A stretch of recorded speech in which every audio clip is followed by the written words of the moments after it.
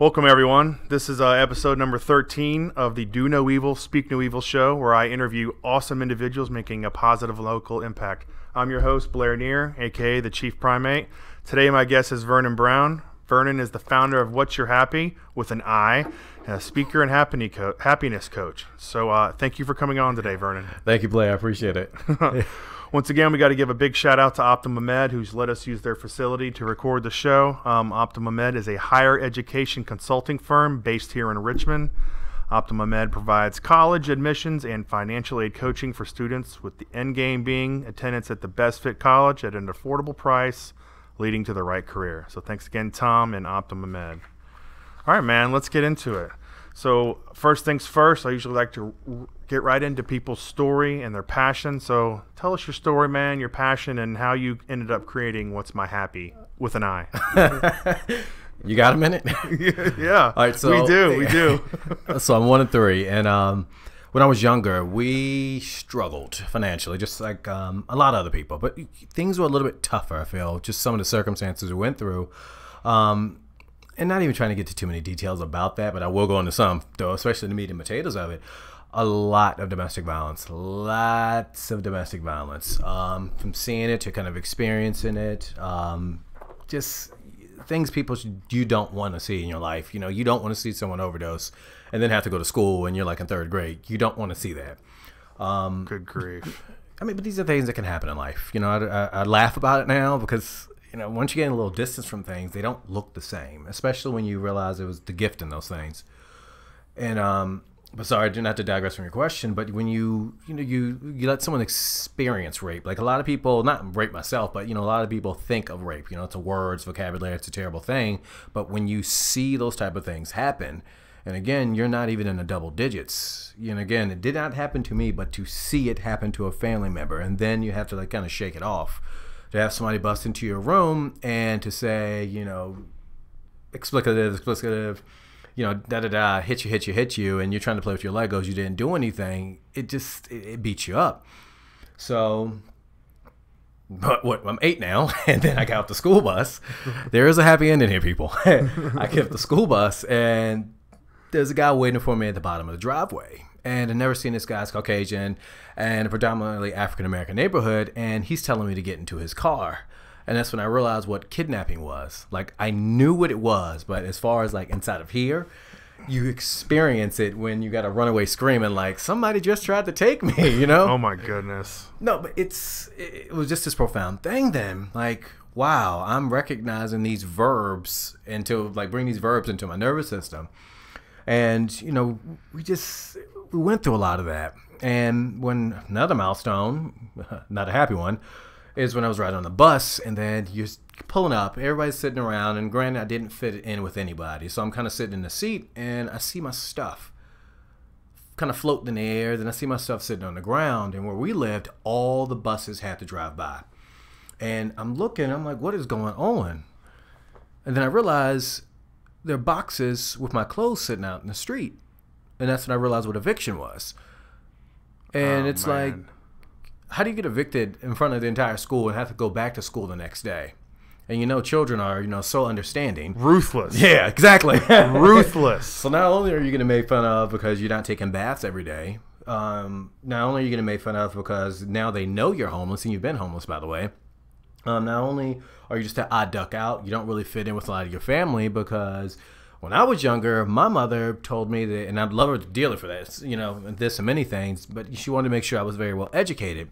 And again, children are such great judges of character. To be the guy who's very well educated, you know, who's reading medical journals, that's not a good thing. So, you know, it just, all these things just kind of compounded on me, from being the blackest white guy is what they would say, and I'm not trying to, you know, that phrase used to bother me a lot. To just being homeless, you know, just not fitting in, and you take that, sandwich that together for about 18 years, I don't care who you are, it will take you out. It will put you in a place where you say, I don't want to be here anymore, which is where my thoughts went. Now, fortunately, I didn't go into any action with that, but that's where my thoughts went.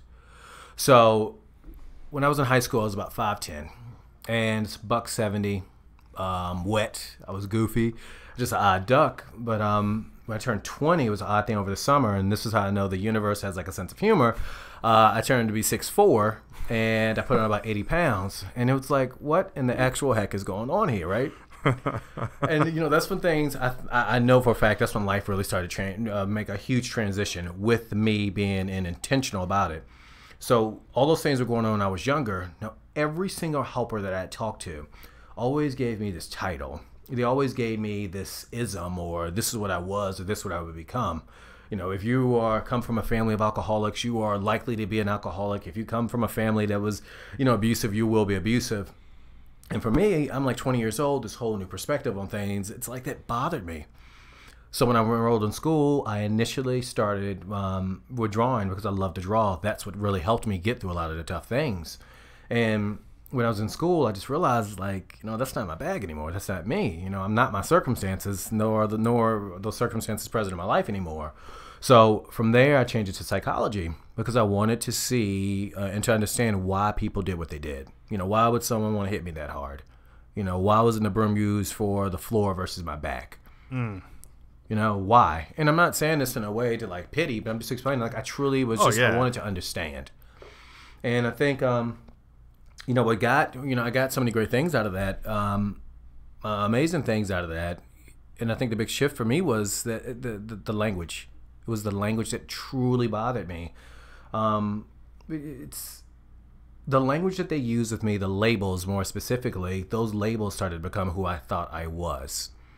I thought I was underprivileged, African American. No, I wasn't. I was a human being who just had some circumstances that weren't in my favor at the moment. However, I can shift those at any time. And it was the language that pulled me away from it. And I'm not knocking it whatsoever. I'm just saying that didn't jive with me because I'm not greater than now. I speak with my clients. I don't speak to or at my clients. Mm-hmm. And when I took from experience was that understanding. And so from there, it was just a really funny thing. Me not fitting in when I was those first 20 years led to me really being integrated in society later on because my perspective. Once you kind of go through 20 years of that, it's really not that big of a deal the next day, when you're 21. I got a C- on my English lit. Okay, it's cool. You got food on your table and, it's going to be all right. You got the ability to study. You have the ability to learn. It's just that the way that I just see things, it's always on the up and up. Things do suck sometimes. Things aren't always going to be peachy keen and rosy, but guess what? We can have a good time. And not promoting alcohol, but there's a reason why they make vodka. Let's laugh about this. It's not that big of a deal. But that just led to me really looking out in the world really differently because it wasn't real. What I experienced for 20 years was not real. It wasn't representation of who I was. I gotcha. But from that, I moved on to another career that took me across the country. Had a phenomenal time. Made a lot of people a lot of money. I made some money. Never forget this. If you're getting a check for $5,000, somebody above you is getting a check for $20,000 or $30,000. Never forget that. And that didn't sit well with me. And that's when I got bit with the entrepreneurial bug. I got a mentor, and he told me I really should consider coaching. And I said, what is coaching? And he's like, well, it's life coaching. To this day, and I say this, I cannot stand that term, life coach. I'm not. And that's where I wanted to, that just kind of didn't really stick with me. But I looked into it, and I said, I totally get it. And then I went back to him. I said, hey, I can't, this isn't me. I'm not going to be able to do this. And I told him I'm not old enough. And he said, Vernon, you lived many lives already. And I never really thought about it.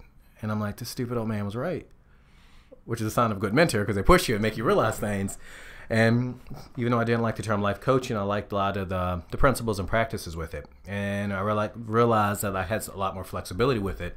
And so that's when What You're Happy was, created. Mm-hmm. And it's happiness coaching. Gotcha. So you kind of rebranded the position itself. Yeah, exactly. That's just a me thing. That's a me thing. It bothers me. I'm not a life coach. I don't know everything about life. Do I have an understanding of some things in life? Absolutely. And that's what's energizing. And that's where that happy part comes in. Yeah. It could be definitely taken as a presumptuous term. Mm-hmm. Mm-hmm. But I could tell you everything about life. Let me tell you about life. Sit down here and grab an apple. Right. Yes, some old monk or sage is the only people that should be doing that, a shaman or something. All right, man. So I know your tag is "What's Your Happy." Uh-huh. What? Let's talk about that. What about it? Well, like What's that mean for you? All right, so whenever I go to audiences, and I was just down at VCU yesterday, and people hear happy, and they think that I'm talking about you're walking around, you're kicking rocks, and they're turning into bubbles, you're doing backflips, and you don't have to worry about falling on anything else but your feet. No, that's not happy. That's a dream, and that's medication. I'm saying it's like happy, but for me, it's energy. That's what it is. I'm not a motivational speaker. You get energized by the things that I say because it makes sense, it's practical, and it's not theory. Yeah. That's what happy is. It's energy. Yeah. So, I mean, let's go back to that a little bit, how happiness is perceived in society. There's almost a negative social stigma about someone who's overly happy, one of being goofy or unrealistic or out of touch with what's actually going on in the world. If they knew what was going on, they wouldn't be so damn happy. And it's almost like a negative, negativity. So for me, it's more of an inward kind of thing where, not to get all mushy, but it's, just to be able to be content and satisfied with that moment and at peace in that moment. So that's kind of what that is for me. And I'm happy you shared that because it's important. Like you even mentioned, it's kind of, the word I'm thinking of is stigma about happiness. It can almost seem when you're aloof. And that's the picture that gets, kind of burned into our brains, ingrained into our brains when we were younger. For me, happy is romance in life. Life isn't fair. That's a myth. And, fair is going to be perspective here. And that's what some people get caught up on. They don't think it's fair. And I'm going someplace here. Just hear me out. It's not fair that the bird, eats the worm until you're the bird. And then it's fair. So a lot of times when people get happy, they automatically think that everything's going to be, fair and equitable. And that's not the way life works out. But perception is the key thing here. And that's why I'm big on romance in life. Life doesn't take any... it doesn't discern based upon your socioeconomic status. It doesn't discern if you have a Bentley or you have a bike. It doesn't care. But whatever life throws at you, you got to learn how to have fun with it. Yeah. And we don't practice that enough. What we practice is saying what we don't have. What we practice is saying what's missing. We never practice just having fun through the tough circumstances. And that's why you got to romance it. You got to walk it. You got to do a dance with it. The things weren't fair, weren't right, if I had to use that language, that happened to me in life. There's a positive. My intuition, the gift of long suffering. Look what the gifts I got from that. Could have been that person that said, I'm checking out life, this isn't right, which were my thoughts at one point, because I'm being human just like everybody else. Sure. But with a lot of work, all of a sudden you realize, like, wow, this really was a blessing. Life is lived in reverse. You get the test, then you get the lesson. And it's up to us to seek the lesson out. And that's what my role plays in. That's interesting. Think about it. Have you ever been through something? Yeah, you don't get to prepare for life's tests. But once you sit back and really honestly pull it apart in a positive way, because this thing collects the negative, whether you want it to or not, it's Velcro. It automatically rejects the positive. It doesn't pay attention to the fact that, you might have dropped your hot dog on the grill, dropped your hot dog from the grill. It's the worst thing. And then, like at a cookout, you'll drop your hot dog. You're like, oh my God, you dropped a hot dog. And then the positive here is all of a sudden you hear a voice say, it wasn't an all beef hot dog. It's not a loss. It's all good. You know what I mean? You're like, oh yeah, I guess you're right. I don't like those anyway. But the dog will eat it. Yeah, exactly. Yeah, exactly. So, yeah, I just kind of, because in my exercise of kind of researching for, I kind of wanted to dig in and think about my own definition of it. And that's kind of, and I totally see what you're saying, but, so what's your approach to helping clients find true happiness? Okay. Too broad? No, not too broad. It's just like, all right, let me start from the beginning. So my company's saying, what's your happy? What makes me happy? Won't make you happy? Won't make you happy, or whomever. Happiness is such this subjective thing, and we forget that. You watch a commercial and it tells you if you go out and buy this Porsche 911, this will make you happy. And this is what the kind of infrastructure that we get set up with, and people never sit back to figure out what their happiness is. Now, how I come into play is if you have a certain client, you have all these great and amazing things, but tell me about what happens when those things aren't there. And that's when you really get to talk to the person, where it's safe. But how it kind of works out is it's about understanding the neurophysiology of this thing, this organism, and understanding that it's always working to find a happy place. It might not be doing it in the best way possible that seeks that out. So I start with recognizing what style I'm talking to. Some people, and would you like an example of some styles? Sure. So you can have, and this is deeper than Myers-Briggs or Gary Chapman things, but it's to understand that there's some styles that are very strategic. You know, if I wanted you to pass me that paper, I would just say, hey, you know, Blair, can you pass me a piece of paper? Some people, a strategic style might say, gosh, I wish I was closer so I could read it. And in turn, it would get you to do that. You know, there's some styles that can be very compulsory. And not even trying to get too involved in that, but it's about representing, being with a person and meeting them where they are and speak to the style. Because if you talk to a person who might have, again, that strategic style and you say something to them that is not strategic, that can throw them off.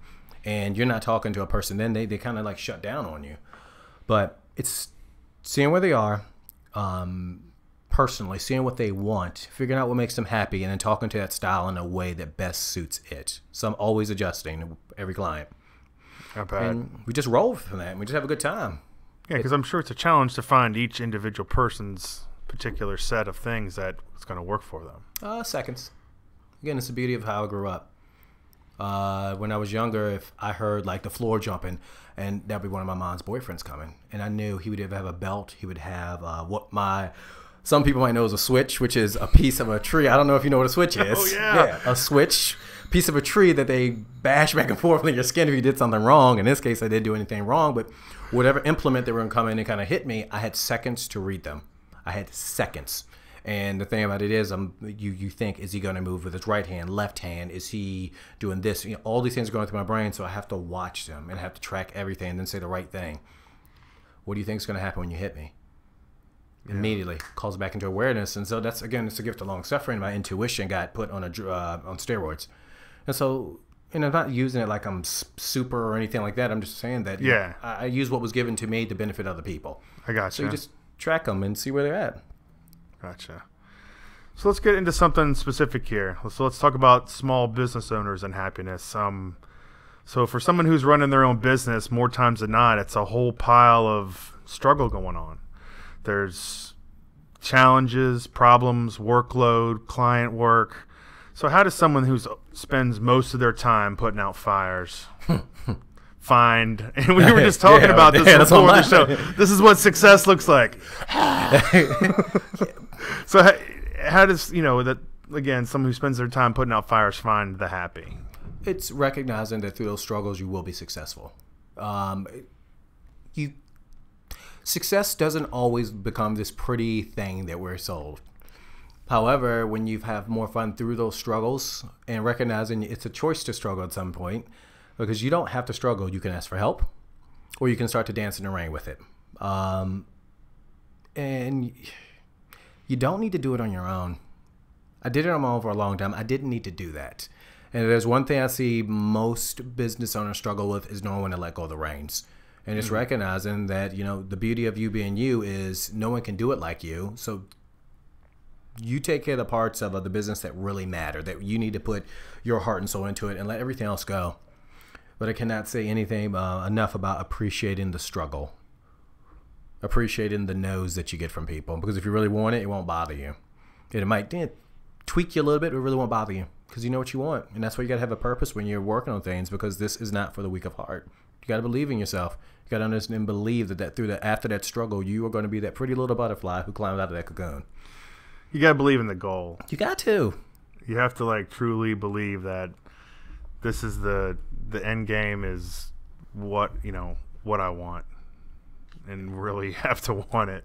Right. And understand also that people aren't going to believe in you, and don't count on that. I started, what's your happy? Do you know how many people looked at me like I was a fool?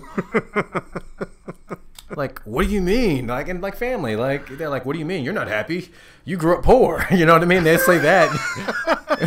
So many odd things I've heard, but it's like things like that where you got to not only believe in yourself, just recognize that you're going to be better from this. You have to be. Yeah. Do you have no other choice? I'm going to be better from this. And repurpose the word stress.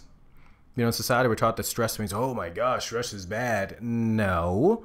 Without stress, you are not going to get better. If you're going to the gym and you're pumping all these weights and you're not stressing that muscle, it's not going to look better. It's not going to get stronger. Stress is a part of success. It's what you do with it. That's when the stress can become an issue. Kind of went off on a tangent there, but you get what I'm saying. You're good, man. You're good, man. Right on. So I really like this quote from your site. People are more than the struggles that they deal with. Mm-hmm. I have to remind myself quite a bit when someone is struggling and they're lashing out that, you know, I have no idea what that person's going through. And before I'm quick to judge or point a finger, I have to think of the mass possibilities of terrible things they could be going through on the other side of that. And I kind of want to tie this into the aspect of giving back to earn happiness. And so talk a bit about that quote and the idea of creating happiness for yourself by kind of giving it and spreading it. You know, that's a fantastic question. People are more than their struggles, and this, you know, it's an important thing because there's a lot of work that I'm doing is separating them from that struggle, because we get so excited, we get so passionate about some things, we start taking on it as an identity, like bills. You are not your bills, but of course you have Dominion. You're constantly thinking about it. You almost take it in like you embody it, because you become that bill. You become the sick dog. You become the parent that's not doing well, and you don't mean to do this consciously. And that's where you have to wake people up to realize, like, hey, those are bills. They're going to take care of themselves. You know, healthcare is going to take care of your family, of course, because you're on the front end talking to the doctors, making sure they're doing the proper treatments. It really ties into giving. It ties into giving because most people are not even aware what they are doing. You talked about how somebody might lash out at you. How I give is I give people a chance to breathe.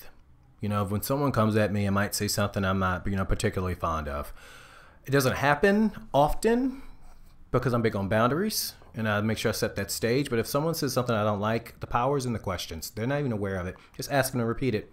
Run that by me one more time. Immediately wakes most people up. If somebody might say something, and this is really funny. It's last year or 2 years ago in Charlottesville, and all that.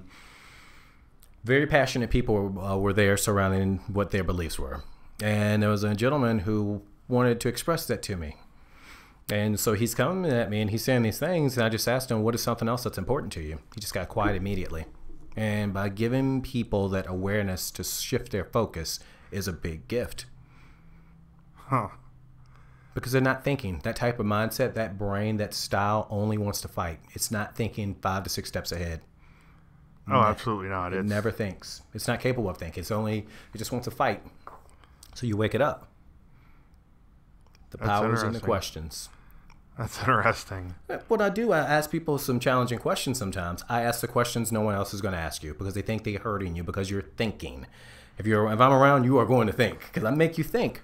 And, without the space to think, how are you going to create and truly succeed? Most people are doing subpar only because their thinking is getting in their way.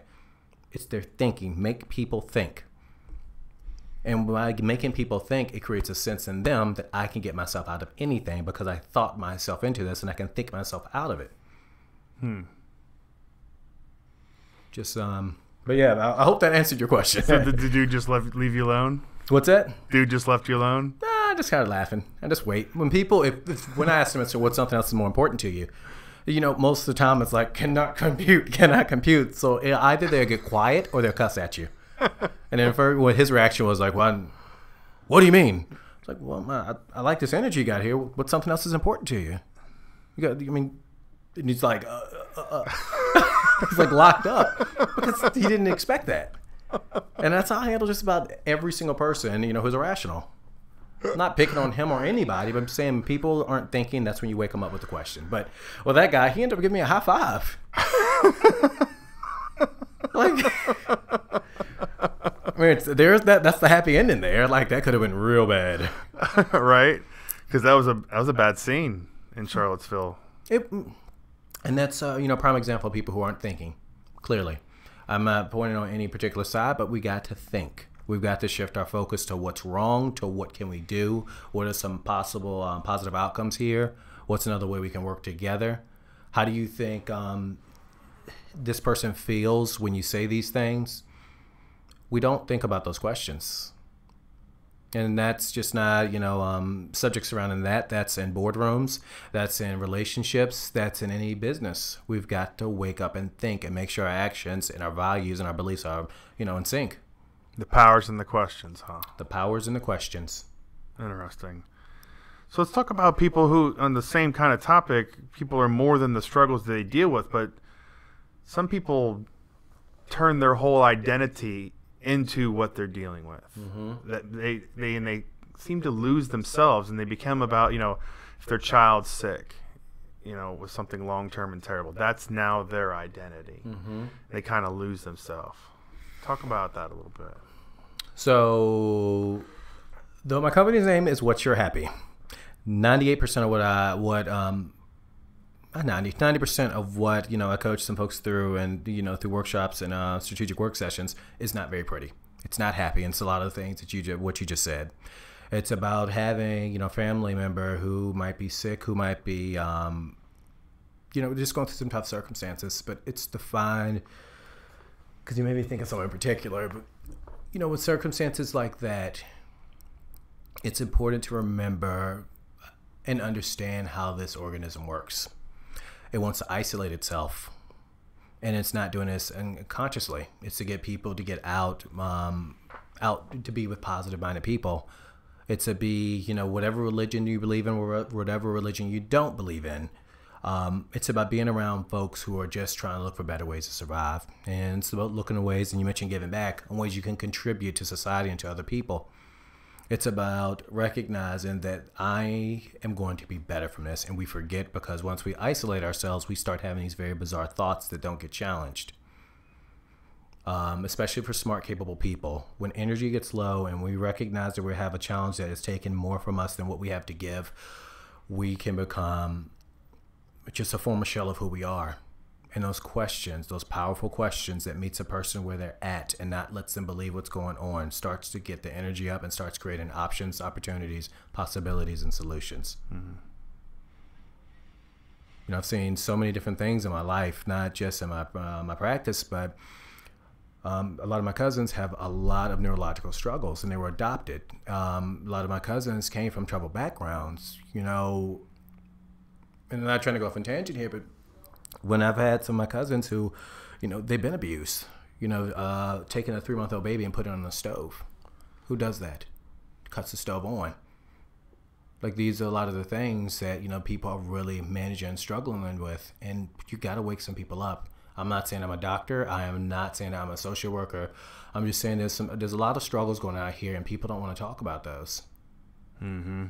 Anyway, I feel like I just kind of went off a tangent, but no. That's what this is, man. This is we talked about before. This is super organic. You got to wake people up, refer them to the right help when it's necessary. To remind people often that we can become better than what we're going through, and to find a kind of silver lining there.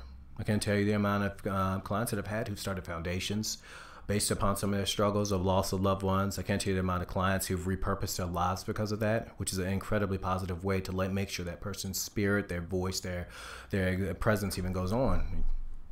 Yeah. Because make no mistake, there's some things that happen in life that we just can't predict, and we just can't say that leave us warm and fuzzy. Yeah. It's not a sweet little ride, is it? There can be some vinegar in that sugar, don't, for sure. So talk a little bit about the power of surrounding yourself with positive, forward-thinking people, and alternatively, the dangers of continuing to let somebody that's toxic and I don't know the right terms of, somebody who just empowers that negativity that's already kind of fighting within you. It's a big thing that I speak on, and I remind clients of this often, and even whenever I go speak. Audit your circle. A lot of what we're experiencing in life is due to an environment that we are in, not necessarily environment as in like this infrastructure here, but who you're surrounding yourself with. They can start creating limitations in you. They can say foolish things about more money, more problems. They can say things like that, which can create a belief in you that is not accurate or real. Family and friends, though we love them and we think they're fantastic, they can, and this is not conscious, they can almost I won't use the word diminish, but they might not hold you up to who you are, because you just come, oh, that's Blair. He's awesome. He can do everything. He can fix a car with a toothpick, and that's normal to them. But to everyone else, it's amazing. Yeah. And so you want to be around people who inspire you. You really want to be around people who lift you up. And then for me, I'm bald. I call myself, I call myself Charles Xavier, to be exact. And I'm finding my X-Men because that's my team. And I got my people. This is Charles Xavier right there. But it's about being around people who are constantly going to contribute to you. And, a big part of contributing to you is you have to know what you're amazing at. Because once you know what you bring to the table, you are so careful who you let sit at your table. I know what I'm amazing at. Some people don't like that. Oh, that's cocky. No, it's not. It's not. Because once you know what you're amazing at, you act on it. And when you start acting on what you're amazing at, it attracts a special kind of person who understands it. It's like, hey, I can contribute to you. I know what you bring to the table. I can see that. It's amazing what that does. And you lean into it versus what's wrong with me versus what I need to work on. I'm not perfect. I'm not. But I know what I'm amazing at. And that it just creates this vacuum of just your tribe. Yeah. And when you're around people, who mean well, who have so many expectations for you, and those might not be jiving you in the right way.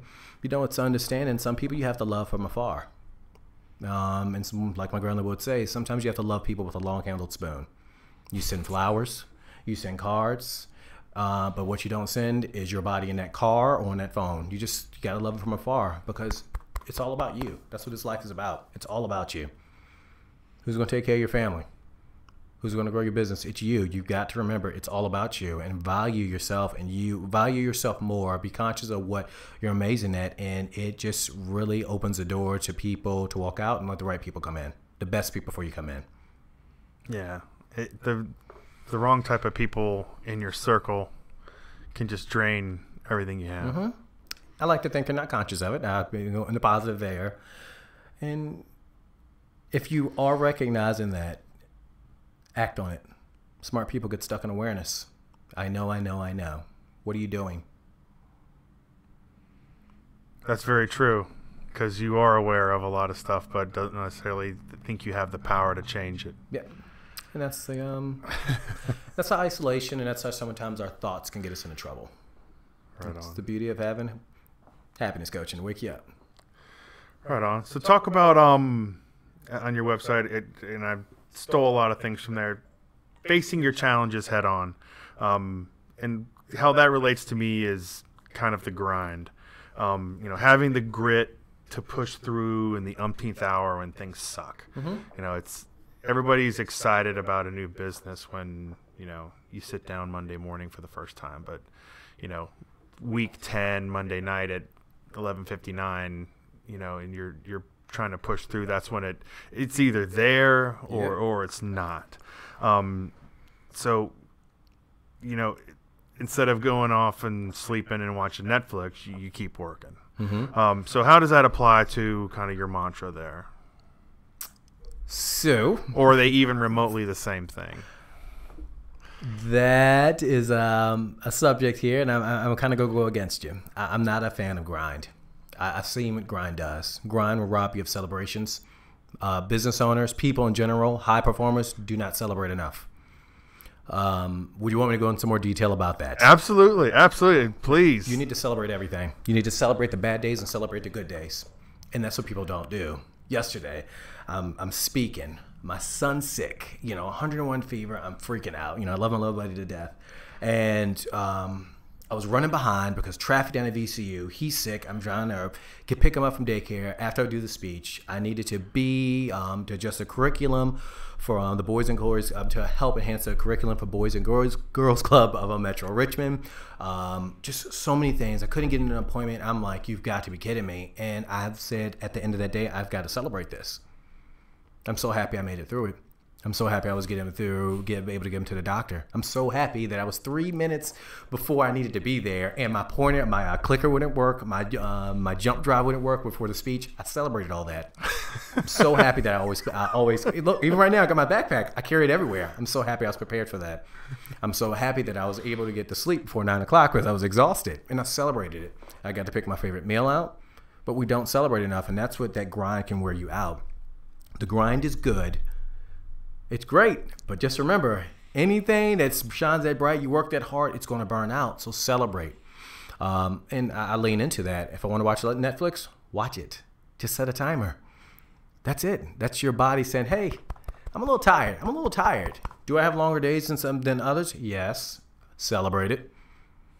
Do I have some times where it seems like I can just keep giving a little bit more, but I can tell my body's tired? You need to listen to it. Don't believe what you see on social media. Don't believe when everyone's saying, oh, they do this still, and I stuck it through. People aren't telling you they have the 100% truth. Absolutely not.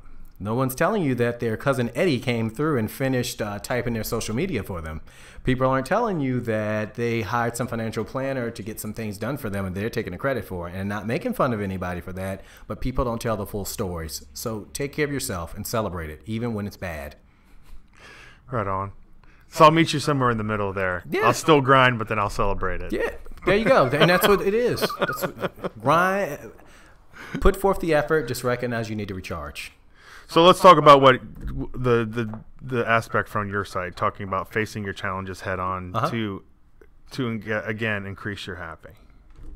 Give me a little bit more. I'm trying to how to face your challenges. No, just by choosing to face your challenges head on versus obviously the alternative is avoiding them.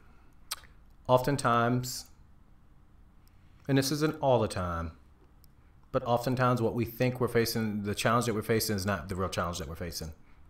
You might have created that in your brain. You might have had a different perspective because you're in it. You might feel like you don't have enough business. And that's your biggest challenge. The customers aren't there. The challenge there, as I see it, is what are you doing to create the business? What is your business? What are your clients looking for? But don't think that there's something wrong with the clients. Maybe we need to adjust our focus on what we're doing to acquire the clients. And so sometimes, facing your challenge is pulling back from it to really see it clearly. And that's when the questions come into play. There are times though where you need to face this head on, and it's to think about, who am I going to be once I face this challenge? What is it going to feel like when this is over? It pulls you apart from the challenge, so you're no longer that struggle. I gotcha. So figuring out what the actual challenge is not always what it seems. It's not. Yeah, oftentimes it's not. It's not.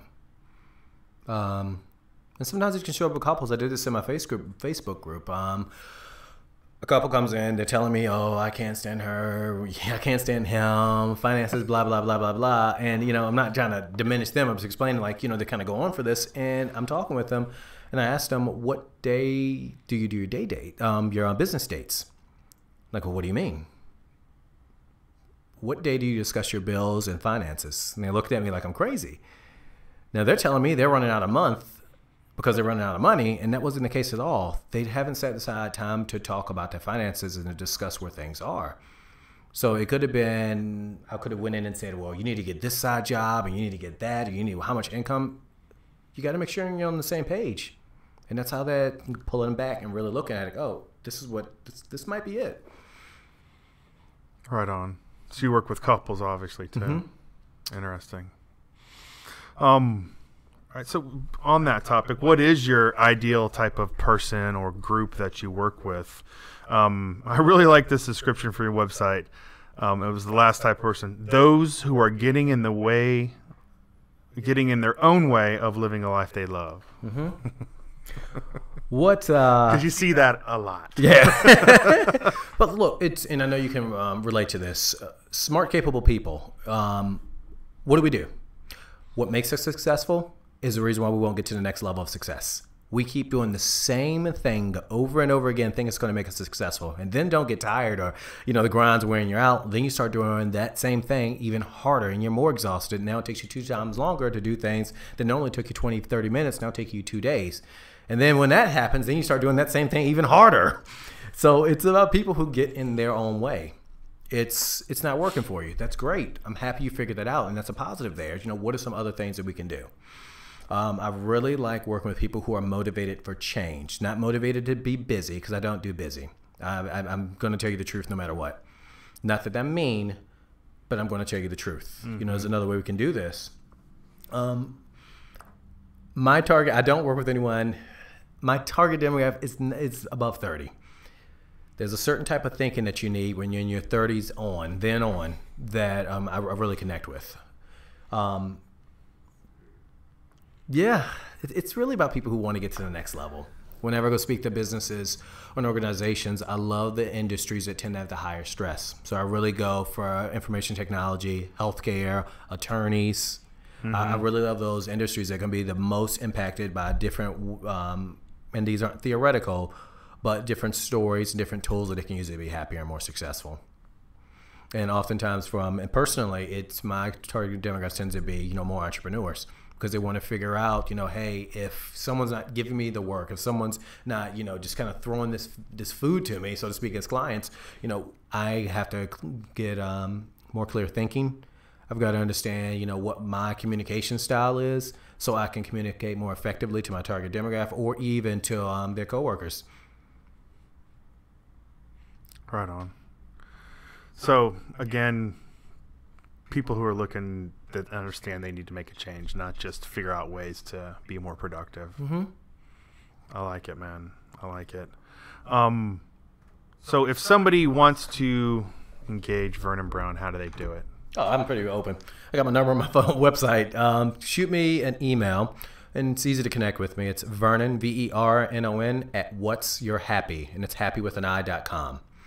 Yeah, that's about the fastest way to get in contact with me. I mean, second to my cell phone number. Again, I publish on my website. I try to make it easy for people to get to me. Right on. I'll put the website and everything like that in the description. I can add Instagram or Facebook or anything like that as well if you'd like. Yeah, sure. Of course. I mean, I'm active on there. It's just the email, bam, can see me immediately without me having to go through some app or go through an app that might show some pictures like Instagram or go to Facebook, and I'm like, oh, who is this? You know what I mean? Oh, look, a penny. I know. Oh my gosh, they make unicorns out of gummy bears. There you go with happy again, man. So, anything else you want to talk about on the what's my happy side, or the happy, your general mantra there? I do want to say this. Around this time of year, there is just this collective of indecision. There's a collective of what's wrong. I need to work on things, and it's not. I need to work on something. I'm not quite sure what that is. It just creates this ball of doubt in a lot of people, and I want to let everyone know that is. It's amazing how it spikes around this time of year. It is amazing, and I think it has to do with the holidays. It's a little bit of the holidays, a little bit year. of weather. A lot of it tends to go with the school year. Because you're not running around in the sun anymore. It's just different variables there, and I just want people to know, do your best not to isolate. Let people know. And for anyone who's hearing this, really ask people how they are. Don't just say, "Hey, how you doing? I'm doing great." Just say, and ask them again. "Hey, Blair, how are you? What's going on?" And you'll be amazed at how people can connect with you, and they just want to get some things off their chest. So talk to people and connect with people.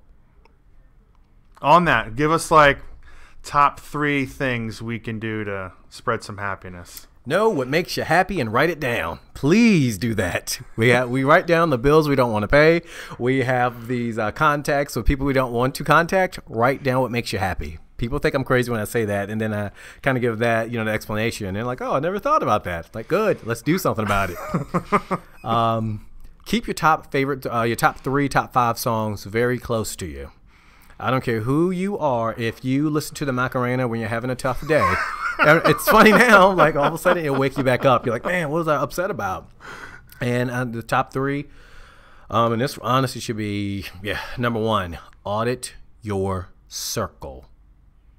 They're the 2, and even on that tail end, the 2 most dangerous places to be in your life are in your head and in your bed.